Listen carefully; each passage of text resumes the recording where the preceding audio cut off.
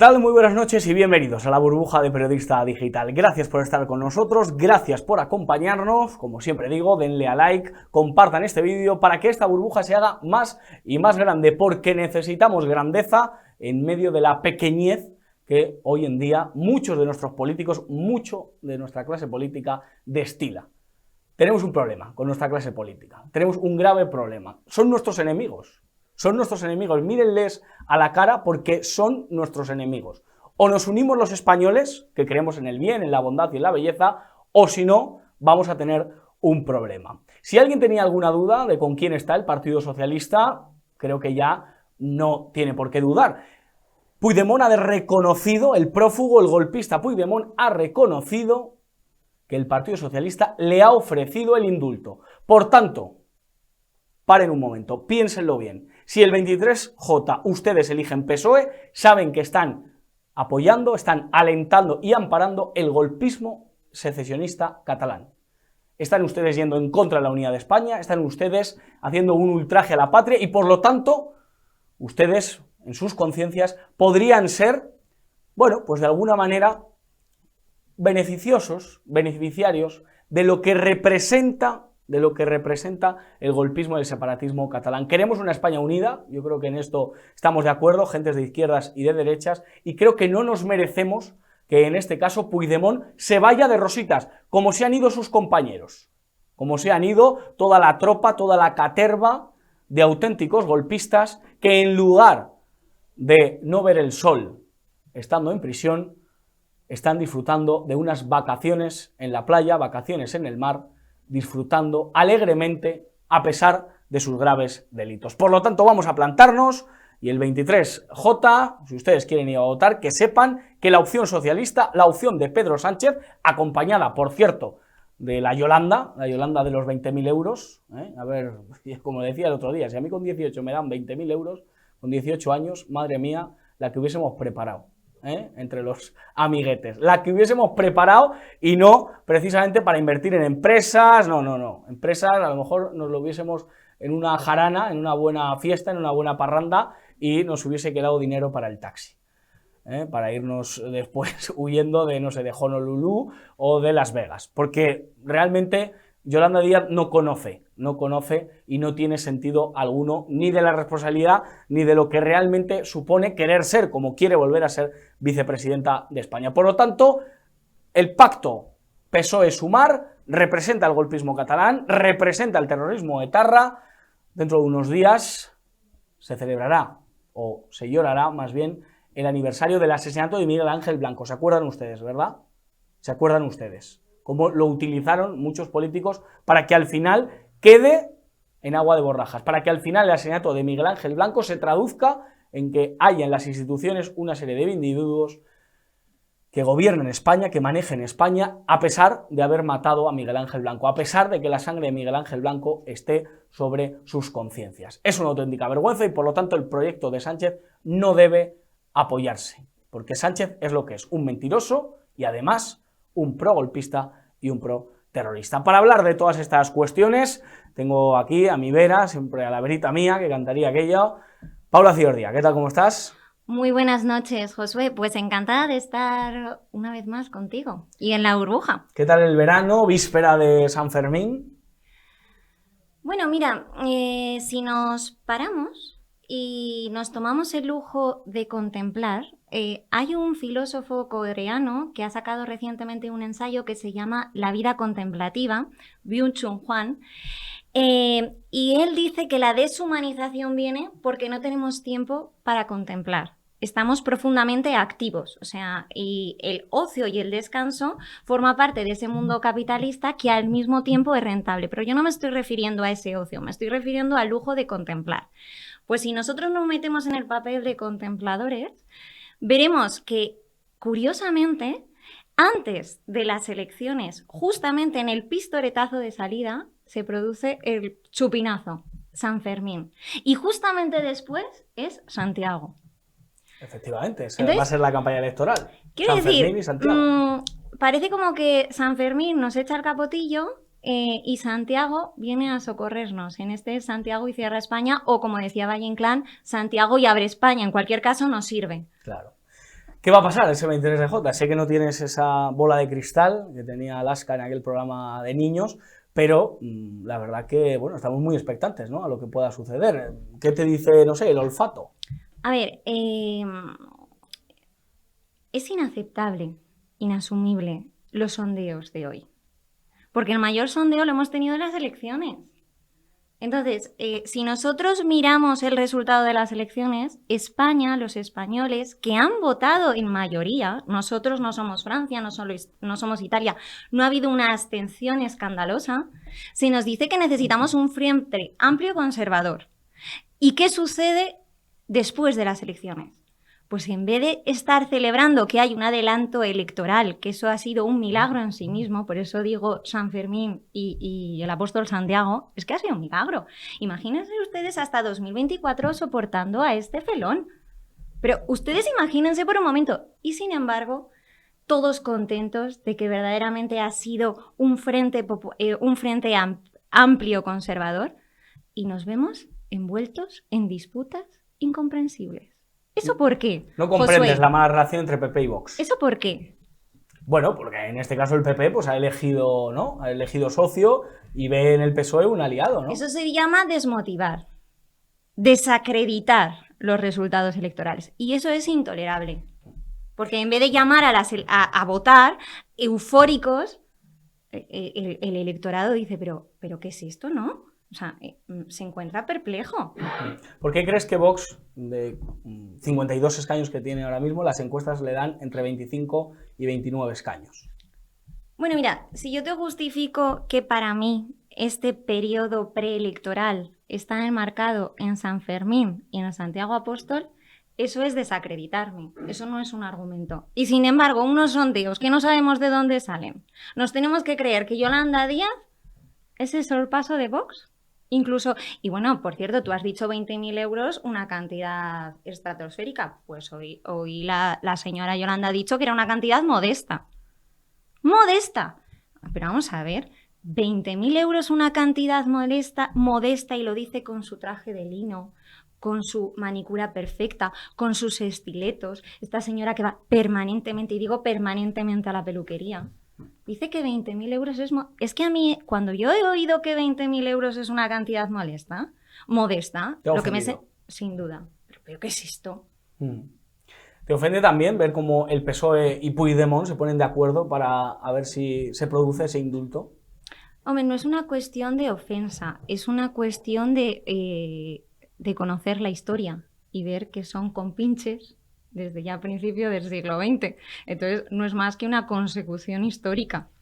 Claro, como el separatismo catalán y el PSOE. ¿Por qué tenemos una izquierda española tan pro-golpista o tan pro-separatista, tan pro-nacionalista catalana? Bueno, podríamos ver lo que ha pasado en Francia, por ejemplo. ¿Por qué Francia está ardiendo? ¿Por qué se le ha permitido? Mira, vamos a ver, el asesinato de este chiquito no es el pistoletazo de salida. El pistoletazo de salida llevaba días ya antes, semanas, incluso meses. Te voy a decir, el sobrino nieto de la primera dama francesa sufrió en Amiens, creo que es el pueblecito, un acoso y una paliza en su chocolatería por parte de energúmenos como estos.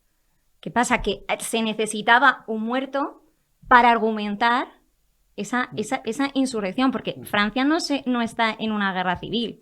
Francia está en una insurrección y tenemos un problema intercontinental. De la misma manera que nosotros necesitamos desajustar, desequilibrar, desenraizar nuestro sentido español. ¿Cómo? Con el problema catalán. Nos lo quitan de esa manera, ¿no? Eso es una de las maneras. ¿Por qué? Porque mira, el economista Becerra, Santiago Becerra, hace ya tiempo, podemos discutir de su persona, pero sobre todo en el momento de la pandemia, él dio unas conferencias interesantes hablando de cómo la Unión Europea se proyectaba como esas provincias, ¿no? Es una forma de provinciar España hacia la Unión Europea, porque evidentemente los catalanes no dicen como catalanes, ellos quieren catalanes como una nación europea. Entonces, ahí yo creo que marca ese horizonte. Sí, sí, es lo que se quiere y quizá después de los resultados del 23 de julio la cosa cambie. O sea, este catalanismo que está ahora dormidito sí, mira, se va a despertar con fuerza. Yolanda Díaz ha dicho unas cuestiones también interesantes hoy en Ana Rosa Quintana, porque ha dicho, todos queremos que Cataluña sea España.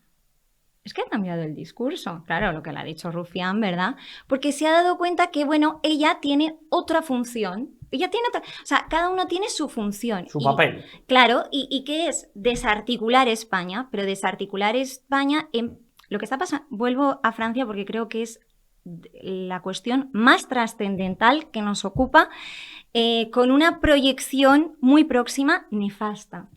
A todos los niveles, se solucione o no y deje de arder Francia. Francia muere el día en el que la pandemia no te permiten comprar en los supermercados si tú no tienes un carnet que te dice. Entonces, a lo que yo me refiero es que lo que estamos viendo es que cada uno tiene su móvil, ¿no? Y por eso esa Yolanda Díaz dice eso. ¿Pero por qué se produce en Francia lo que se está produciendo? Porque es el único país de la Unión Europea que consentiría una insurrección así. A lo que vamos, para el control social. Porque lo que va a pasar es que el método Bukele se va a poder contemplar en gobernar en estado de excepción permanente. Es hacia donde vamos. Es muy difícil. Y por eso Byung Chul Han, que creo que lo pronuncio fatal, pero bueno, si ustedes buscan filósofo coreano... Byung Chul Han. Sí, si ustedes buscan filósofo coreano que vive en Alemania, dice que cuando un gobierno se gobierna, ¿no? Un estado se gobierna a través del estado de excepción, la democracia ha muerto. Y es hacia donde vamos. Sí, sí. Desde 2020 tengo un muy buen amigo que me dice, el que cree en la democracia después de 2020, pues es un auténtico iluso. Para acabar, Paula, hay que comentarlo porque a mí me ha llamado mucho la atención y a todos los españoles. Macarena Olona, sí. Este personaje que luego tendremos al gran Álvaro Sáenz de Heredia, el director de cine, y yo creo que Macarena Olona, o sea, habría que hacerle de verdad un personaje de alguna película. Hoy presenta su candidatura en un puticlub, en un prostíbulo. ¿Esto cómo se come esto? Bueno, pues para que hablemos de ella. A ver, la locura o salirse fuera de sí mismo, ¿no? Estar fuera de sus cabales, no significa que no tenga lucidez. ¿Pero crees que tiene esos rasgos de persona que no... de locura? Bueno... transitoria. Bueno, no, con esto no estoy diciendo que, ¿verdad? Pero bueno, digo que cuando una persona dice que se marcha de Granada pero que vuelve, o sea, no, normal, no podemos catalogarlo como normal. Bien, no estamos hablando ni clínico ni desclínico, podemos decirle, ¿no? Ese loco de Dostoyevsky. Ya. Que ese era más cuerdo, entonces no creo que se catalogue como Pero vamos a la cuestión de sí. ¿Por qué presentar una campaña pues en un para la provocación y sin duda estamos hablando como esa campaña también gallega que me has mostrado. Ah, bueno, sí, no hemos querido poner el vídeo de sí, haciendo referencia al paquete de Pedro Sánchez, el paquete de medidas, el gran paquete. Pues vulgarizar la cuestión. ¿No te gusta que se vulgarice la política? Hombre, a lo Lope de Vega sí, claro, porque si no, no llegas, pero de ahí a hacer esto, pues no es serio, porque hay tantos problemas tan graves, como estamos hablando brevemente del euro digital, como estamos hablando de la ley sanitaria que pronto nos llegará, como estamos hablando del problema de la inmigración, como estamos hablando del 5G. Hay tantos problemas que de verdad que no tenemos tiempo más que de debatir de eso y sin embargo no estamos debatiendo de nada de aquello. Estamos en eso, el paquete, el prostíbulo y esas cosas. Pablo Ciordia, muchísimas gracias. Gracias a ti. Muy amable, muy elegante y eso da gusto aquí en La Burbuja. Lo mismo digo. Muchas gracias, de verdad. Gracias. Pues tiempo de entrevista en La Burbuja. En este caso tengo el honor de presentar a una persona que seguro que no les deja indiferente. Él es catedrático de Derecho Político, catedrático iberoamericano. Y hay que poner ese acento porque estamos ante Ramón Peralta. ¿Qué tal? ¿Cómo está usted? Pues nada, buenas tardes y muchas gracias por invitarme. No, hombre, es un auténtico placer. Ajá. Si le digo Hispanoamérica, ¿qué le viene a la mente? Bueno, pues nuestra nacionalidad conjunta, ¿no? Que es bicontinental. Nosotros somos parte de una nacionalidad, supranacionalidad bicontinental, ¿no? Es realmente lo que hemos creado los españoles en el proceso histórico, ¿no? Cuando alguien le lanza la leyenda negra, ¿usted cómo responde? Bien, ni leyenda negra ni leyenda rosa. Por eso he publicado este libro que conoces, Comunidad Iberoamericana, ¿no? Formación y destino de una comunidad de naciones, en la que precisamente lo que hago es proyectar mi interpretación de todo este proceso de 5 siglos, que empieza en 1492 y continúa hasta el día de hoy, porque España lo que hizo fue crear pueblos hispanoamericanos, a diferencia de otros pueblos de Europa occidental colonizadores. Los españoles creamos nuevos pueblos y que ahí persisten y que han arraigado definitivamente en el suelo americano, ¿no? Para empezar. Claro, aunque persistan, es verdad que ahora están en una situación política complicada de alguna manera. Han optado, bueno, está el mapa teñido de rojo. No, a mí estas disquisiciones de izquierda y derecha en este sentido, hay que comprender por qué pasa eso, ¿no? Porque, es decir, el problema es que en la América hispana, pues, hay una tutela estadounidense desde hace décadas y hay mucha gente que vota contra partidos que no se someten a la, digamos, a la bota yanqui. Y por eso ganan estos partidos que decimos de izquierdas, que bueno, pero son un cajón desastre de todo, ¿no? El problema es que los partidos que se llaman de derecha, muchos de ellos son pitiyanquis, es decir, hacen lo que les mandan desde Washington, básicamente. Y frente a los pitiyanquis y a la bota norteamericana, sí, y esa leyenda negra y esos pues personas que hablan de los aborígenes y que sí disfrutan con eso, ¿hay una tercera vía? No, bueno, la tercera vía es que no hay una tercera vía, es decir, la población nativa americana en Iberoamérica es un 7%, es una minoría étnica, es decir, la inmensa mayoría de la población hispanoamericana es criolla y mestiza, la inmensa mayoría. Es decir, lo del indigenismo es una teoría política, una ideología política, indigenismo, digo, nacida también en Estados Unidos, precisamente, y precisamente para debilitar la identidad hispana de los países de América. Esto nace en las universidades estadounidenses, ¿no? Un español se siente en casa en México, en Guatemala, en Nicaragua o en Santiago de Chile. No totalmente. Es decir, yo en el libro explico cómo existen 12 nacionalidades iberoamericanas, ¿no? Cómo se han ido formando a lo largo de la historia, a partir de la fundación de ciudades. Fíjese que los españoles fundaron 300 ciudades en 100 años, desde California hasta el sur de Chile. Ciudades, por no hablar ya de aldeas o municipios más pequeños. Es decir, el hecho de fundar una ciudad es crear una civilización. O sea, los españoles crearon una civilización hispanoamericana, definitiva, ¿no? Donde el elemento nativo americano se fue integrando progresivamente, aparte de que hubiera problemas, digamos, por ejemplo, del tipo de choque biológico, que eso es lo que produjo un descenso un aumento de la mortalidad nativoamericana, por no estar preparados para enfermedades que venían del continente europeo, pero en ningún caso hubo un intento de eliminar a la población nativoamericana como hicieron los anglosajones en Norteamérica, donde ahí lo que hicieron fue el mejor indio era el indio muerto, como decían ellos, ¿no? Entonces los españoles lo que hicieron fue proceder a la creación de una civilización, el trasplante de la civilización más avanzada del mundo entonces, que era el Renacimiento europeo, al Nuevo Mundo, integrando las poblaciones nativas y evidentemente destruyendo lo que consideraban tiranías monstruosas como la azteca y otras, ¿no? ¿Un anglosajón le puede dar lecciones de algo a un español? No, es que es lo que están acostumbrados después de Waterloo, están acostumbrados a dar lecciones ingleses y luego estadounidenses al resto del mundo. Entonces, claro, siempre es conveniente ganar las guerras, ¿no? Porque si las ganas ya, pues puedes permitirte el lujo de dar consejos y dar capones. Claro, es decir, esta es la cuestión, ¿no? Pero de luego, analizando la historia, en absoluto, ¿no? Es decir, pueden dar lecciones de nada cuando... Bueno, no hay más que ver el desarrollo histórico de lo que ha ido creando Inglaterra por ahí, o Holanda, otro país protestante, ¿no? En su relación con los territorios a los que llegaban, ¿no?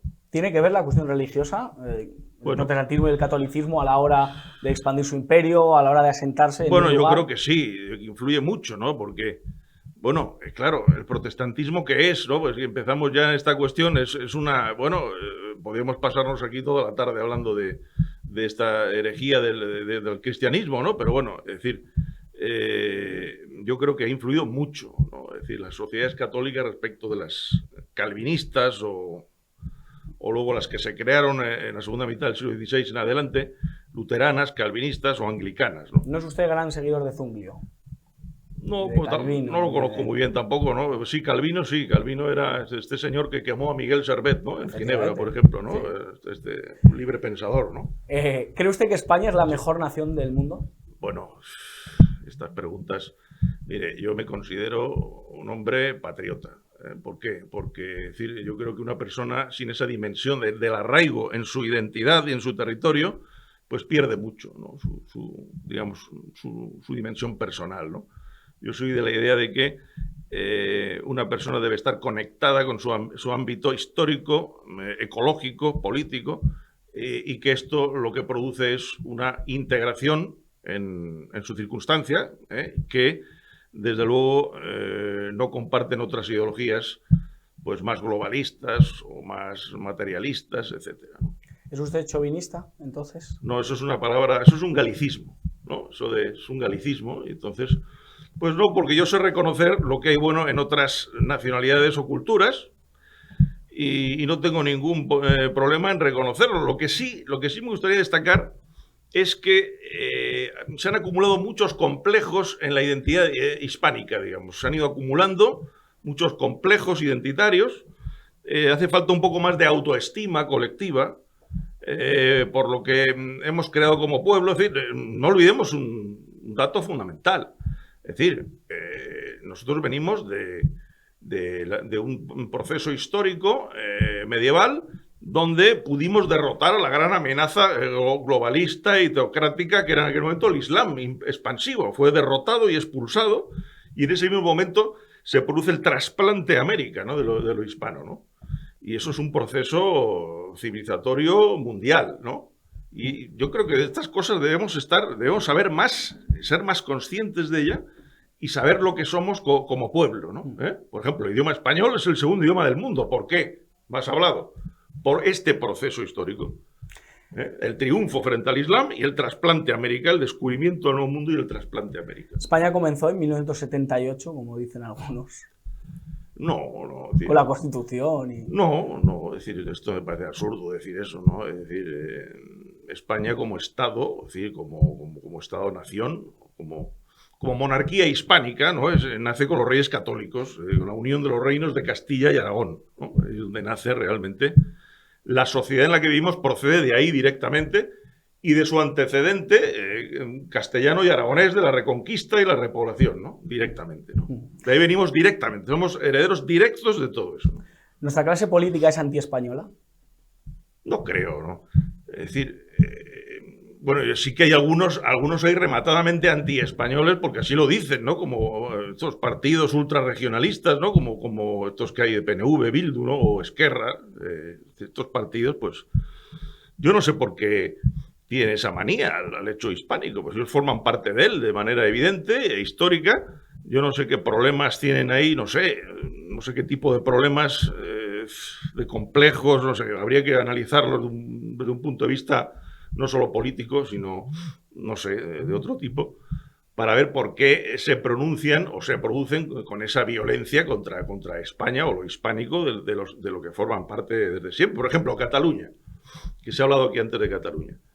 Cataluña es parte constitutiva de la nacionalidad española desde sus orígenes, la monarquía hispánica de la que hablamos, que es Castilla más Aragón. Y Cataluña era parte del Reino de Aragón. Es decir, es una integración natural. No dio ninguna invasión ni ningún ataque por parte de no se sabe quién. Ellos son parte constitutiva de la nación española, ¿no? ¿Qué le pediría al próximo ministro de Exteriores que salga del 23J? Ministro de Exteriores. Pues, no sé, muchas cosas le pediría, la verdad, porque yo creo que esa es una cuestión clave. Es decir, la política exterior española ha sido bastante mala en el sentido digamos, de los frutos conseguidos, de las consecuencias, desde hace mucho tiempo, ¿no?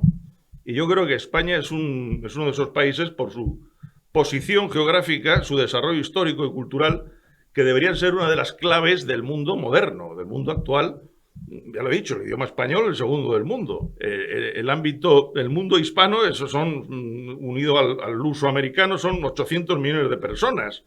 Es decir, todo eso lo desarrollo en mi libro, ¿no? Comunidad Iberoamericana, que lo he presentado en varios países ya hispanoamericanos, y voy a seguir haciéndolo, porque existe esa ecúmene, ese gran espacio hispano, existe, ha resistido los últimos 2 siglos de agresión sistemática anglo-estadounidense, y ahí sigue de manera consistente con los problemas que todas las pues, sociedades pueden tener, pero ahí sigue en pie y con un futuro de promisión, en mi opinión, ¿no? Francamente, ¿no? ¿Se acuerda usted de los Nikis? Había un grupo español que decía... Sí, yo conocía a un miembro de los Nikis, precisamente. sí. Fíjese, pues que andaban aquello de seremos de nuevo un imperio. Ya, bueno, pero esos son... Es decir, un imperio que es porque, bueno... claro, yo podría aquí hablar un poco de mi obra y tal en ese sentido. Claro. El libro Teoría de Castilla y otros libros. Sí. Luego lo repasamos ese todos. Ese imperio del siglo XVI no era realmente un imperio español. Es decir, los reyes católicos lo que crearon fue un concepto peculiar nacional imperial, que fue la monarquía hispánica, que luego empezó a... ¿cómo lo podemos decir?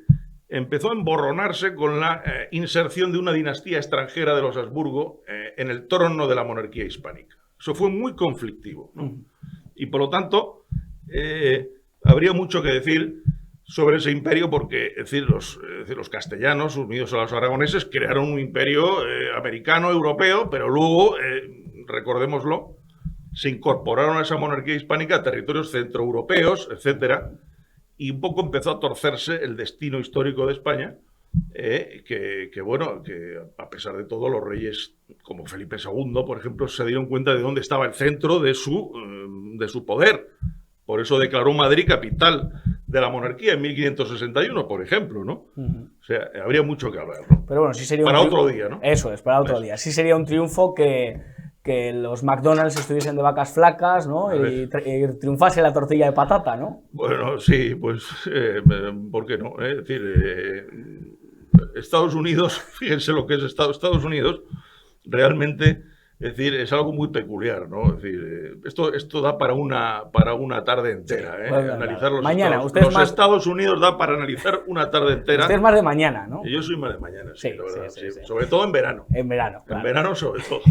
Fue 4 de julio, hace 2 días. Sí, porque... Bueno, y al hablar del verano español, ¿no? Sí, verano azul. El verano español, es decir, realmente, fíjense, le voy a dar un dato para la reflexión de la gente que nos escuche, que espero que sea mucha, porque yo sé que a usted le siguen, tiene usted muchos seguidores. No, usted. Muchos seguidores. No, yo he estado un poco en las sombras, ahora hay que empezar un poco a asomarse por ahí, ¿no?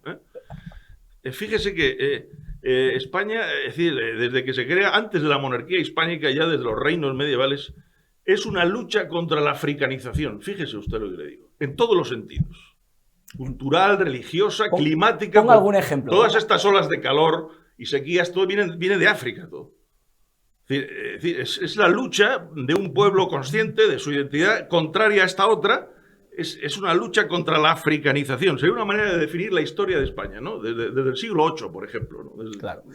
Pues vamos a acabar repasando esos libros. Por un lado tenemos Comunidad Iberoamericana, para poder leer, de Ramón Peralta. Ajá, sí. ¿Algún título que nos quiera recomendar? Bueno, Teoría de Castilla, pues es una explicación de la formación de la nacionalidad española, o la Constitución como sistema de libertad, ¿no? O la interpretación de las normas conforme a la Constitución. Es decir, bueno, sí, es una obra que se mezcla el derecho político, la historia política, ¿no? Y que es un proceso de ensayos, ¿no? Que ha culminado con esta comunidad iberoamericana porque es, en un mundo globalizado, la evidencia de un mundo hispánico ahí lo tenemos. Es total la evidencia, ¿no?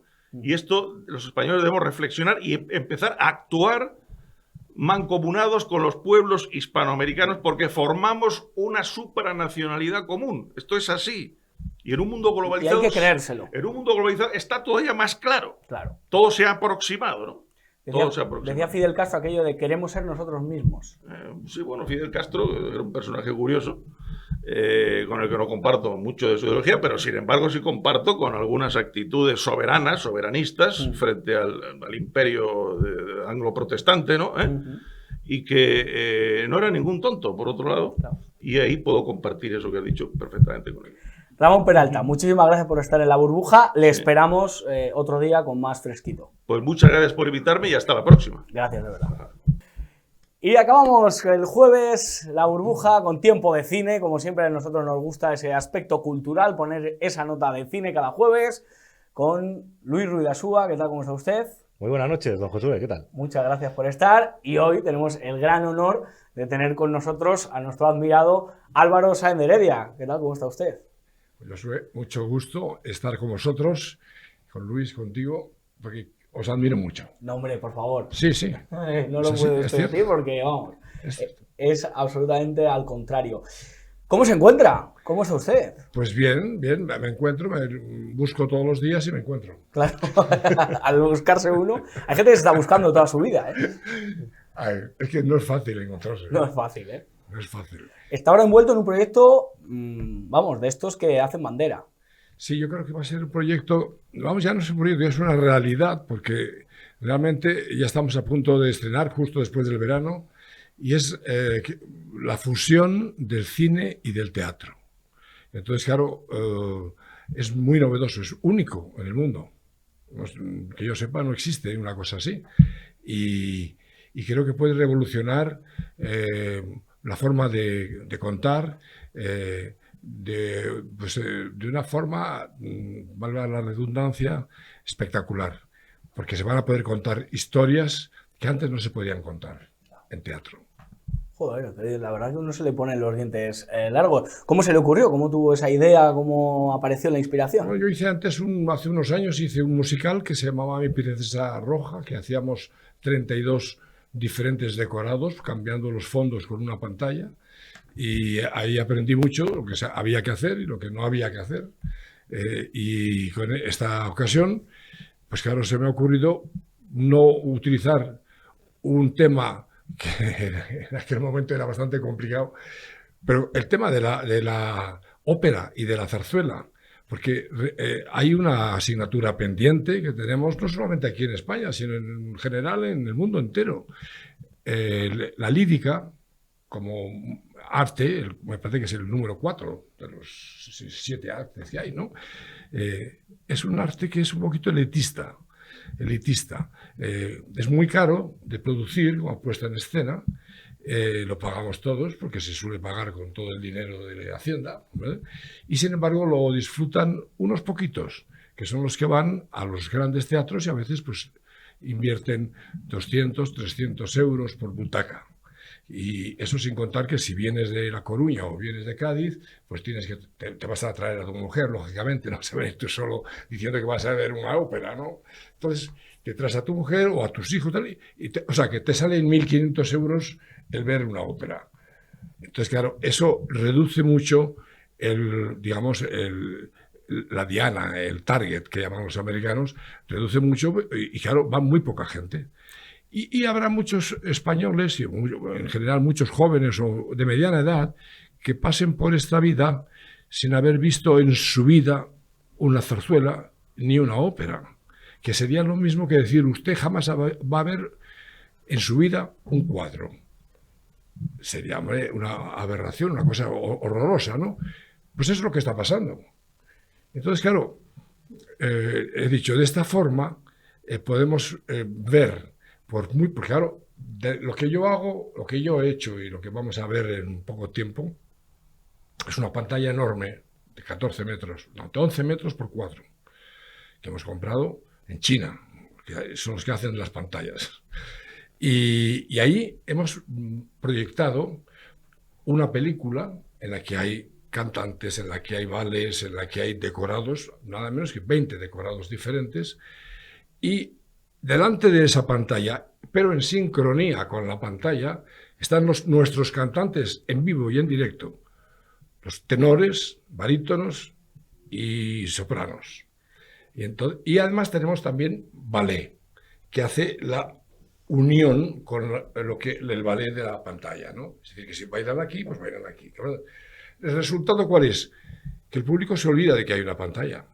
El público ve un espectáculo y ve luego otro y luego otro. Claro, tú de repente estás viendo a Madame Butterfly que está cantando, pero está cantando en la playa y ves el barco que va viniendo y el mar y las gaviotas y todo eso, y 4 segundos después, no, 4 no, 1 minuto después, pues estás en la Traviata. Y claro, eso va a una velocidad casi de cine, pero en directo, en vivo y en directo. Y eso es novedoso. Ahí estamos viendo imágenes de lo que va a ser. No podemos poner el sonido por temas de YouTube, pero fíjese qué obra, ¿eh? Sí, efectivamente. No puedo decir que no ha costado, porque ha costado tiempo, mucho thinking y dinero. Claro. Pero la inversión ya está hecha, la inversión gorda ya está hecha, porque es rodar una película. Ahora lo que se trata es de poner delante de esa película a los protagonistas que delante del público van a interpretar sus áreas, que son obras de arte, que algunas pues tienen 200 años de vida y se supone que van a tener otros 200, porque las obras de arte no suelen pasar de moda. Entonces, claro, digamos, este efecto que se consigue es muy espectacular. Pero, sin embargo, no es demasiado caro de llevar a un sitio o a otro, porque ya no tengo que llevar a 50 señores del coro y a 40 señores de la música. Claro, es que mover lo que mueve... O sea, el Teatro Real, por ejemplo. El Teatro Real tiene 400 personas trabajando allí. 400. Eso es un coste, claro. Claro, es maravilloso. Está considerado como el mejor teatro del mundo. Tiene el premio.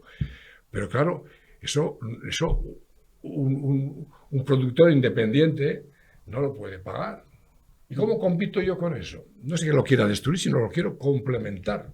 Porque claro, el producto es el mismo. Es la Traviata, es Verdi y es la Verbena de la Paloma, que ya de paso he metido al mismo nivel que las grandes obras italianas, que son las grandes obras reconocidas en el mundo entero. Pero que las españolas, por una tontería, están mal catalogadas o infracatalogadas, porque se consideran como el género chico. Y eso no cabe duda que tiene un aspecto peyorativo, porque dice, el género chico, no es tan importante. Efectivamente, las grandes óperas mundiales son muy importantes, pero hay zarzuelas españolas que tienen, musicalmente, tienen el mismo nivel.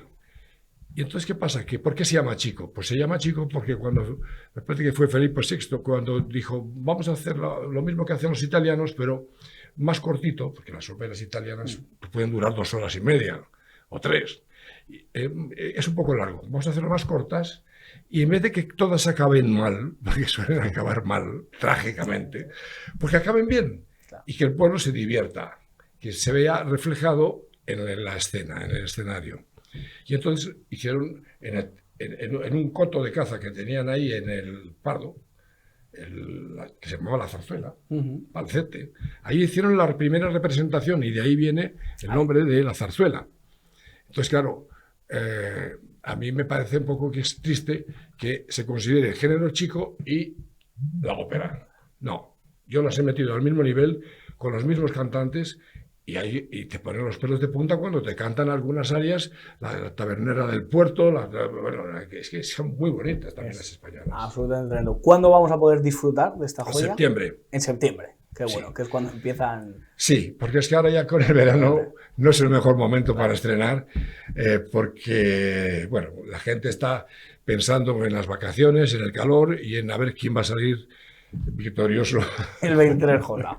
Profesor, ¿qué le parece? Bueno, estoy encantado, la verdad, de que lo que me explicó en aquella cena estupenda Navidad, por fin lo podamos ver en septiembre. Efectivamente. Me gusta particularmente el asunto de la zarzuela, porque además he recordado que don José Luis Ander Heredia tiene una película maravillosa que es La Verbena de la Paloma, Muy bueno. y me parece estupendo que ahora podamos ver, a través de este proyecto que nos ha contado, otra versión para el nuevo público del siglo XXI de La Verbena de la Paloma, que por cierto, tengo entendido que era su película favorita. De todas las que rodó siempre la defendía como la mejor.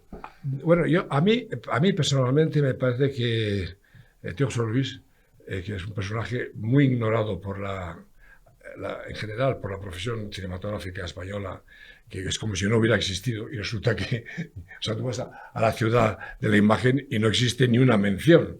Bueno, yo comprendo que no sé, que políticamente pues tendría sus opiniones que no coincidían con todo el mundo, pero es que al verde verde y al rojo rojo y al azul azul.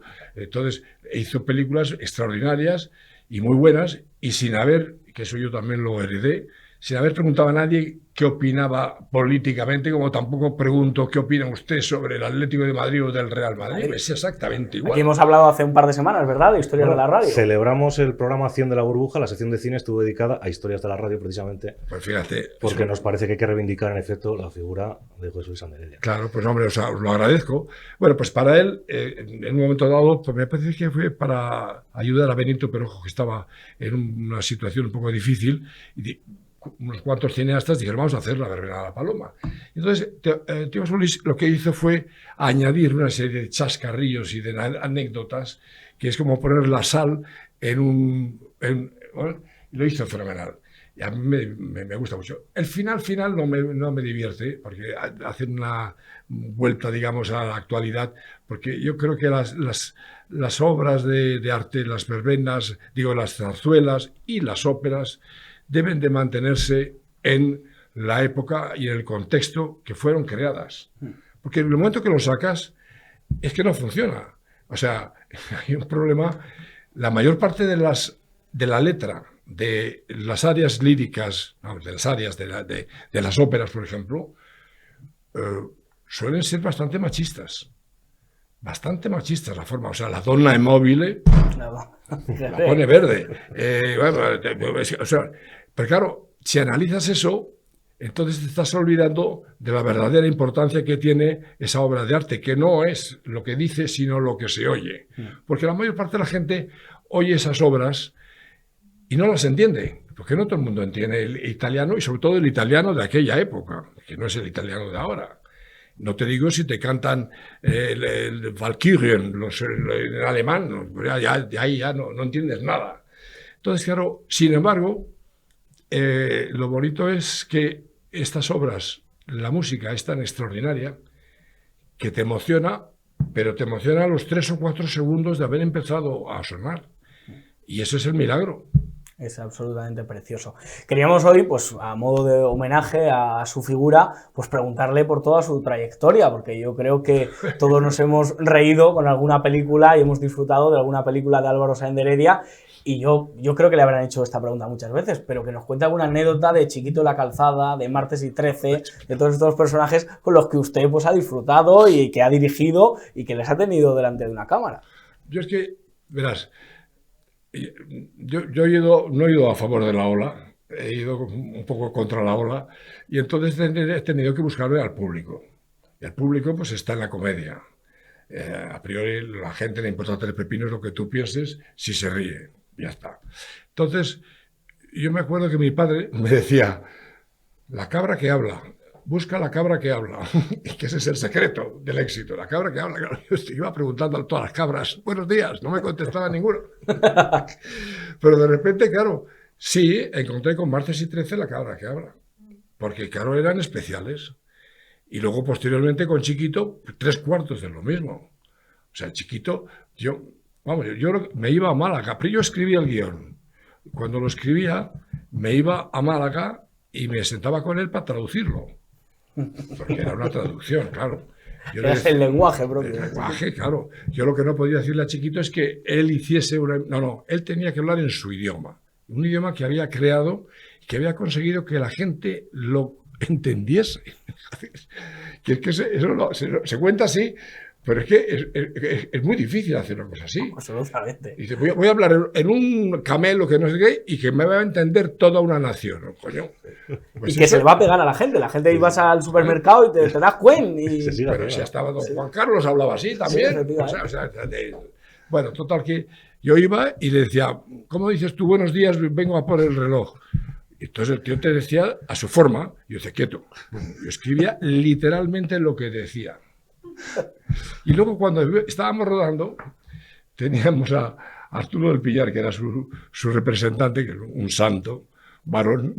El tío se metía debajo de la mesa con un pin, con un altavoz, un micrófono, y a Chiquito le metíamos un pinganillo para darle el texto de lo que él había creado en la traducción. Y entonces Chiquito oía y decía, claro, como tenía esa capacidad de repentización tan enorme, pues claro, Chiquito no era lo que decía, sino cómo lo decía. Pues claro, el tío, al oírse, lo reproducía igual. Y era el milagro. Sí. El milagro ahí estaba. Yo he de contar una anécdota de niño, que uno de los primeros desnudos que me impactó en el cine fue de la película Aquí huele a muerto, yo no he sido. Fue esa escena en el tren en la que José Mayuste se encuentra con esa mujer. Yo de niño, de verdad, para mí fue un descubrimiento. O sea, le agradezco que usted fuera parte de mi despertar, cierto despertar. Bueno, lo conseguí perfectamente, porque esa era una picardía mía para también atraer al público jovencito. Pero pues, ya le digo que no abusaba de ello, pero en todas las películas había un desnudo de pecho. En todas. En El Rebobo de la Jojoya, en la de Aquí huele a muerto. Aquí huele a muerto también, en la de Chiquito también. Pero era un desnudo que duraba, pues no sé si eran 15 o 20 fotogramas, o sea, no sé si llegaba al segundo, pero claro, el receptor que estaba ávido se quedaba ya con la idea, y en Aquí huele a muerto, la secuencia esa de que cuando abre la puerta a Josema y está esta chica y se le cae la toalla y dice buenas tetas, digo buenas tardes. Qué bueno, qué bueno. Eso fue. Sí. Buenas tetas, digo, buenas tardes. Bueno, aprovechando que tenemos el lujo de tenerla aquí, no puedo resistir a hacer alguna pregunta de estas típicas, pero es que no puedo aguantarme. Pues adelante. Esto es una sección de cine clásico y me gustaría que me dijera, pues, cuáles han sido los directores de referencia suyos a lo largo de su vida. Hombre, de referencia más que nada de admiración, porque claro, el cine es industria. El cine se llama séptimo arte, pero con buena industria bien se puede hacer el cine. Iba a decir otra cosa. Pero el cine, claro, que hacen los americanos, pues claro, cuando tú coges a Kubrick y ves Odisea del espacio, en la época en que la vimos, claro, dices, esto es fuera de lo normal. O sea, es una película que todavía la gente sigue rememorando, ¿no? Para mí Kubrick era uno de esos. Pero claro, para hacer una película así, pues es como la que ha hecho Avatar. Pues claro, son películas que son carísimas. Y nosotros aquí, claro, estamos compitiendo en una liga en la que el espectador paga lo mismo por ver tu película, que ha costado 1,5 millones, o la del Kubrick de momento, que ha costado 150 millones, y cuesta lo mismo. Entonces, claro, ahí hay algo que no funciona a nivel de industria. Si tú me dices, bueno, es que Marcelino Panivino o Historias de la Radio o tal, son obras de arte, sí, se puede dar, pero es muy difícil hacer cine así y competir con el amigo americano, que son los dueños de todas las distribuidoras importantes en España y que sus películas se estrenan en 400 salas. El día 18 va a estrenar mi querido amigo Javier Elorrieta su película, que es una película fenomenal que ha hecho, y claro, vamos a ver en cuántas salas las puede estrenar y en qué época la puede estrenar. Es decir, la competencia es a veces muy difícil. Yo creo que ha habido grandes directores españoles. A mí me ha gustado muchísimo Berlanga. Mi tío también me ha divertido en muchas películas. No en todas, pero en muchas películas me lo he pasado muy bien. Y las vuelvo a ver. Berlanga también. O sea, las de... ¿cómo se llama? La trilogía que hizo, la de... Sí, Patrimonio Nacional. Patrimonio Nacional. Esas son para verlas y reverlas, porque además es que las hacía un poco a la italiana, que era metiendo a todos los actores que había y funcionaban todos. Hasta que el señor que decía, buenas tardes, el café está servido. Y era Mastroianni. Oye, dices, ¿pero cómo es posible? Pues sí, no sé cómo lo hacían. Entonces, claro, yo sí he tenido esas... Actualmente yo creo que no hay nadie que me llame la atención. Sí, Santiago Segura me parece que es, no tanto como director, que lo es, que es buen director, sino como como hombre de cine, como productor independiente, creo que es, probablemente sea el único que está demostrando que se puede hacer cine, porque es muy difícil hoy en día hacer cine aquí, si no tienes el parabién de televisión española o de Antena 3 o de Telecinco, o no lo está produciendo una plataforma. Pero el productor independiente, como yo empecé, que tú decías, bueno, se me ha ocurrido esto, y no sé qué pasaba, que se podía hacer cine. Hacías una película, pero vamos, no había, con esfuerzo, por supuesto, pero la hacías y la estrenabas. Y había una distribuidora que te daba dinero por adelanto de distribución. Que hoy en día vas a una distribuidora y le dices, estoy haciendo una película, necesitan un adelanto de distribución. Te dicen, a ver, que da la patada en el culo, que venga. Que se la dé a este señor, que no sabe de qué va la cosa. O sea, se ha complicado. Y se ha complicado desde que alguien dijo, vamos a quitar, antes para cuando venían los americanos con sus películas, pues claro, las doblaban. Entonces, para doblarlas necesitabas lo que se llamaba una licencia de doblaje. Y para obtener esa licencia de doblaje, la distribuidora debería haber estrenado películas españolas y haberlas mantenido en pantalla un tiempo. Entonces, claro, se promovía el cine español. Entonces vino la demagogia que dijo, no, hombre, aquí vamos de tú a tú con los americanos, tal, muy bien, a muerte. Ahora mismo, una película española tiene mucha dificultad en estrenar aquí en España. Y vete tú a Estados Unidos a estrenar, porque dicen, no, es que allí no hay... Vete tú a estrenar. De momento, si no has rodado en inglés, ya no te la estrenan. O te la estrenan en 4 cines de arte y ensayo. Porque el lip sync, la sincronía de labios, ellos la ven y dicen, no está diciendo buenos días. No está diciendo good morning, está diciendo... ¿Qué dice? Dice, buenos días. Está hablando en español. Venga, otro. Es decir, que ya te obligan a hablar en su idioma. Y luego, claro, te ponen muchas trabas. No es nada fácil entrar en el mercado americano. Es su terreno. Y claro, eso nos complica a nosotros mucho. Por lo tanto, el cine en este momento no está en su mejor momento. Aquí se ruedan como 100 y pico películas al año y funcionan 5. Por eso yo estoy en teatro. ¿Y qué le pediría al próximo ministro de Cultura que salga del 23J? Pues hombre, que pusiera que volviera a poner la licencia de doblaje. Los americanos harían una fuerza tremenda, porque para ellos la industria del cine es la número 2. No sé si es la 2 o la 3. La de armamento, la de motor y luego la de cine. Porque para ellos el cine ha sido su modus de expresión. Gracias al cine se han dado a conocer en el mundo entero. La gente se viste como los americanos, dice wow, dicen cosas que nunca se ha dicho wow. Y ahora la gente cuando dice oh, wow, pero usted es un gilipollas. Eso es cierto. Bueno, pues un poco en la línea de lo que estamos hablando, ¿ve futuro a las salas de cine? No. No. No, a las salas de cine no, ni a las televisiones. La gente ya no ve la televisión, la gente ve su televisión y ve su cine, lo cual no significa que el audiovisual no esté en su mejor momento, eso sí es cierto, porque la gente se está expresando en audiovisual ya desde los colegios. Nosotros en Ejeda hemos hecho, a través de Platino, hemos hecho un trabajo importante en los colegios, porque es que, vamos a ver, mira, en la época de los egipcios sabían escribir 4, y se escribían en las tabletas, en las tablillas de cera, bien. Luego, cuando vinieron en la Edad Media, pues aprendieron a leer, a escribir los monjes, luego la imprenta, luego eventualmente el cine, la televisión.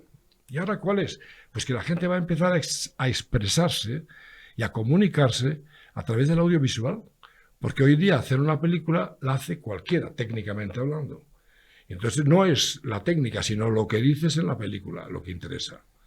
Y entonces, claro, mucha gente a su novia le va a mandar un vídeo, en vez de escribir la poesía por escrito. No, se la va a mandar en vídeo. Y claro, y va a ser así. Y vamos a empezar, yo creo, a evitar el tener que ir a salas o a sitios, porque es algo tan íntimo y tan personal que a lo mejor un marido está en la cama viendo una película y su mujer está viendo otra, ¿verdad? Y en el cuarto de lado otra. Se ven a lo mejor en una misma familia pues 5 diferentes audiovisuales. Cuando antes hubo un momento en que la gente se reunía para ver la televisión toda la familia. Pues eso ha pasado ya.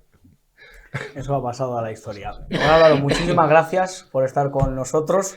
Un placer. Yo, para acabar, dirigiéndose a la cámara de los espectadores, pues esa defensa del cine que usted hace, que le pueda, no sé, este verano recomendar alguna película, algo más allá de su obra en septiembre, pues una recomendación, un ánimo para que la gente apueste por el cine y se defienda el cine. Hombre, pues mira, yo te cojo la palabra y voy a hacer un quiebro en la última curva, como Nieto, que es que en septiembre yo creo que deberéis de ir a ver ópera en Zarzuela, Dreams, que es Sueños. Y es una fusión del cine y del teatro. Muy importante. El cine puede vivir a través del teatro, porque el cine le da espectáculo al teatro. Pues muchísimas gracias y ahí estaremos viéndole, y esta es su casa, cada vez que quiera venir a hablar de alguna película de las que hable el profesor. Me parece muy pues, bien. ¿Mi dormitorio cuál es? El dormitorio lo están arreglando, ahora mismo están ahí, Alfonso Rojo lo está montando. Profesor Luis Ruiz de Asúa. Ha sido un honor tenerla aquí. Muchas un placer. gracias. Álvaro Sáez de Heredia, muchísimas gracias. Y nosotros acabamos esta burbuja, como siempre les digo, dándole las gracias a Marta García, nuestra jefa técnico, y diciendo que no se lo cuenten porque ya se lo contamos nosotros. Alejen a los niños del televisor y aléjenles de Irene Montero. Que Dios les bendiga. Muy bien.